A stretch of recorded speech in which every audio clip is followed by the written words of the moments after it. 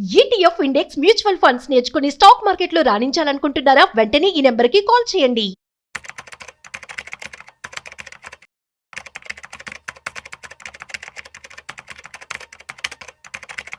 Hi hello నమస్తే, welcome back to Suman TV. Present మనతో పాటు ఉన్నారు ఫైనాన్షియల్ ఎక్స్పర్ట్ గిరిబాబు గారు. నమస్తే సార్. నమస్తే అండి. సార్, ఇప్పుడు మనము హోమ్ లోన్ తీసుకొని ఒక హోమ్ తీసుకుంటాము, అది లోన్ కడుతూ ఉంటాము. Correct. మీన్ వైల్ మనకి ఒక బోనస్ కానీ ఒక బల్క్ అమౌంట్ వచ్చింది. సో ఇప్పుడు నేను ఆ అమౌంట్ తీసుకెళ్లి ఈఎంఐలో కట్టాలా, లేదు ఫర్దర్ గా ఏమైనా ఇన్వెస్ట్మెంట్ పరంగా చేయాలా అంటే మీ అడ్వైస్ ఏముంటుంది? జనరల్ గా చాలా మంది హోమ్ లోన్ తీసుకునేప్పుడు వాళ్ళు ఏం చేస్తారంటే ఎక్కువ అమౌంట్ రావడం కోసం టెన్యూర్ ఎక్కువ పెట్టుకుంటారు. 20 years 25 years. బ్యాంకర్ వచ్చేసి నాకు కావాల్సిన డబ్బులు రావాలి అంటే టెన్యూర్ పెంచి తీస్తాను అంటారు. టెంప్ట్ అయిపోతారు. జనరల్గా అనుకున్న బడ్జెట్ కంటే ఎక్కువే అవుతాయి ఎప్పుడు ఇల్లులు కూడా Yes. తీసుకుంటారు.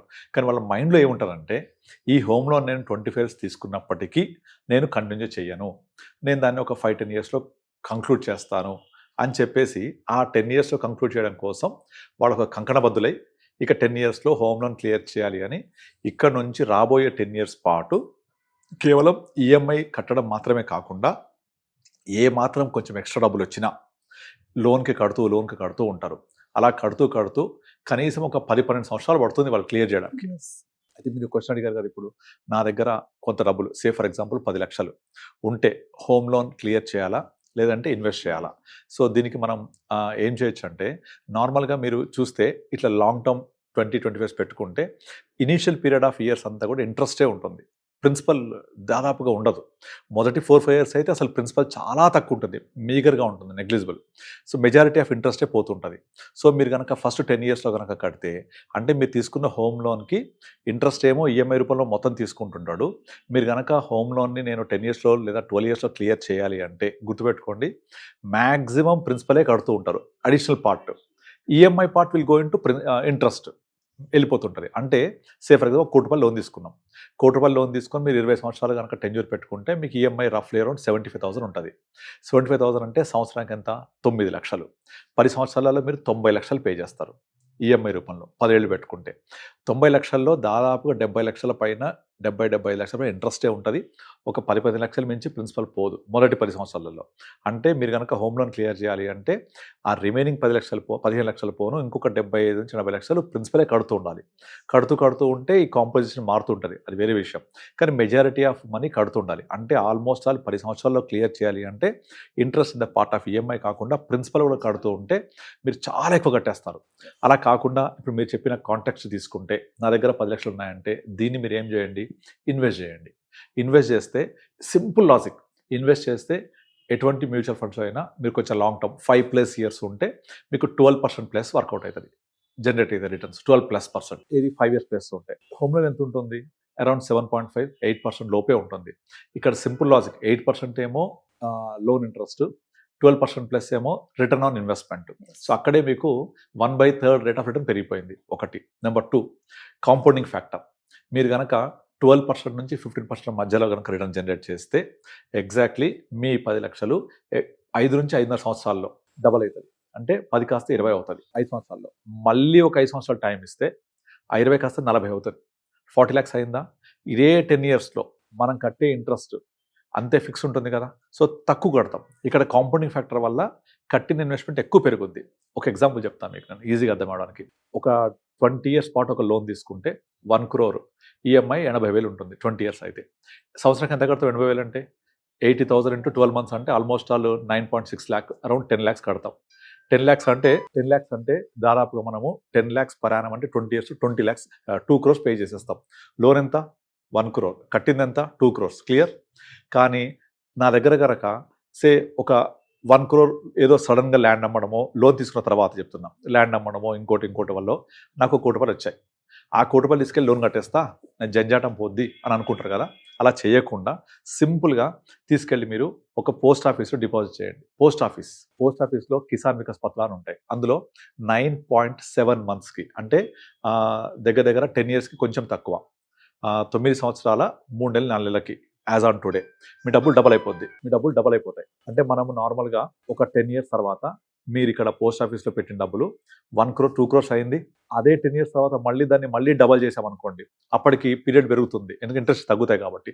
అప్పుడు ఇంకొక 11 yearsకి డబల్ అయింది అనుకుందాం. అంటే మొదటి 9 yearsలో 1, 2 అయింది, మళ్ళీ నెక్స్ట్ 11 ఇయర్స్లో 2, 4 అయింది. 20 ఇయర్స్ అయిపోయిన తర్వాత ఇక్కడ లోన్ ఎంత కట్టాం మనము, సంవత్సరానికి ఒక 10 లక్షల చొప్పున చూసుకుంటే 2 కోట్లు కట్టాం. అంటే ప్రిన్సిపల్ 1 crore, ఎక్స్ట్రా 1 crore. ఇక్కడ ఎంత అయింది మన 1 crore, 9 ఇయర్స్కి 2 కాస్త 4 అయింది, 4 crores వచ్చింది. సింపుల్గా బ్యాంక్లో పెడితేనే మన 1 crore 4 crores అయింది 20 ఇయర్స్కి. ఇక్కడ లోన్ రూపంలో 1 crore ఎక్స్ట్రా కట్టాం. ఇట్లా ఈ సింపుల్ లాజిక్ అర్థం చేసుకుంటే investment has more power than loan payment. అర్థమవుతుందా? సో ఇక్కడ నేను 1 crore ఉంది, నేను కట్టాలా, లేకపోతే నేను ఈఎంఐ క్లియర్ చేయాలంటే ఈఎంఐ క్లియర్ చేయకుండా డిపాజిట్ చేస్తే 20 ఏళ్ల తర్వాత నీ దగ్గర పోస్ట్ ఆఫీస్ వేసినా 4 crores వస్తుంది. ఇక్కడ నువ్వు ఈ లోపల ఎంత కట్టాము, 1 crore బదులు ఇంకో 1 crore కట్టాం. కానీ చాలా మందికి ఈ కాన్సెప్ట్ చెప్పారనుకోండి, ఫస్ట్ అది తేలిగ్గా ఎక్కదు మైండ్లోకి. వాళ్ళు ఏమంటారు, వడ్డీ కడుతున్నా అనుకుంటారు. 1 crore కడుతున్నా. బాబు నువ్వు 1 crore కట్టావు, నీ లోన్ తీసుకున్నందుకు 1 crore ఇచ్చాడు, 1 crore కట్టావు.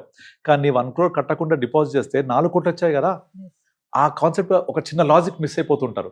ఇది పోస్ట్ ఆఫీస్లో అయితే కొంచెం ఒక అడుగు ముందుకేసి మ్యూచువల్ ఫండ్లో పెట్టండి. ఎలాగో 12% చొప్పున వస్తే 6 ఇయర్స్కి డబల్ అవుతాయి.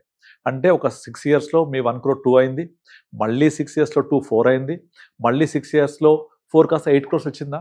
ఇక్కడ ఎంత కట్టాం, నేను లోన్ మొత్తానికి 1 crore ఇంకొక crore ఎక్స్ట్రా కట్టాం. కానీ ఇక్కడ నీకు 12 crores వచ్చిందా, ఈ 12% వేసుకుంటే కూడా కొంచెం ఒక అగ్రెసివ్గా వెళ్ళి ఒక 15% వస్తే అది కాస్త మళ్ళీ డబల్ అవుతుంది. బికాస్ 15% వస్తే 5 ఇయర్స్కి డబల్ అవుతుంది. 15% ఎవ్రీ 5th ఇయర్కి డబల్ అవుతుంటుంది. ఇది పవర్ ఆఫ్ కాంపౌండింగ్. అంటే ఫస్ట్ 5 ఇయర్స్లో 2 అవుతుంది, సెకండ్ 5 ఇయర్స్లో 4, థర్డ్ 5 ఇయర్స్లో 8, లాస్ట్ 5 ఇయర్స్లో 16 crores ఇలా వచ్చింది కదా. సో దాన్ని మనం కనుక అర్థం చేసుకొని ఇన్వెస్ట్ చేస్తే ఇంత కాంపౌండింగ్ ఫ్యాక్టర్ అవుతుంది. మనం లోన్ కట్టేది తక్కువ ఉంటుంది. ఇప్పుడు చెప్పండి, 10 లక్షలు ఉంటే నేను హోమ్ లోన్ కట్టాలా లేకపోతే ఇన్వెస్ట్ చేయాలా? డెఫినెట్లీ ఇన్వెస్ట్ చేయొచ్చు. ఇన్వెస్ట్ చేస్తే నెక్స్ట్ 10 ఇయర్స్లో మన డబ్బులు కనీసం తక్కువ 3.5 times to 4 times అవుతాయి. 40 lakhs వచ్చిందా, మళ్ళీ 10 ఇయర్స్కి ఇంకొక 40 కాస్త 80 అయిందా. నేను ఇక్కడ ఎంత కడుతున్నా లోను మొత్తం కలిపి కూడా నేను 1 crore కదా కట్టేది. నేను 10 ఇయర్స్లో క్లియర్ చేసే బదులు నేను పెట్టుకుంటే ఒక 15 years తర్వాత నీకు వెల్త్ ఇంత క్రియేట్ అవుతుంది. అందుకే చాలామంది చెప్తూ ఉంటారు, ఎక్సెల్ షీట్లో కనుక మీరు లెక్కలేసి మీ ఈఎంఐ బదులు అదే ఇన్వెస్ట్ చేస్తూ పోతే ఎంత గ్రో అవుతుందో. కానీ యాక్చువల్గా Excel sheet returns exact returns అవ్వవు చాలామందికి. ఎందుకంటే అందరూ లోన్ కడుతున్నా వడ్డీ కడుతున్నా అని ఒకే థింకింగ్లో ఉంటారు తప్ప మనము అలా ఇన్వెస్ట్ చేసుకుంటూ వచ్చే పవర్ ఆఫ్ కాంపౌండింగ్ని అర్థం చేసుకోలేరు. అందుకే ఏం చెప్తారంటే the power of compounding is a miracle. The one who understands will receive, the one who doesn't understand will pay. So మీరు పే చేస్తారా రిసీవ్ చేసుకుంటారా మీ ఇష్టం.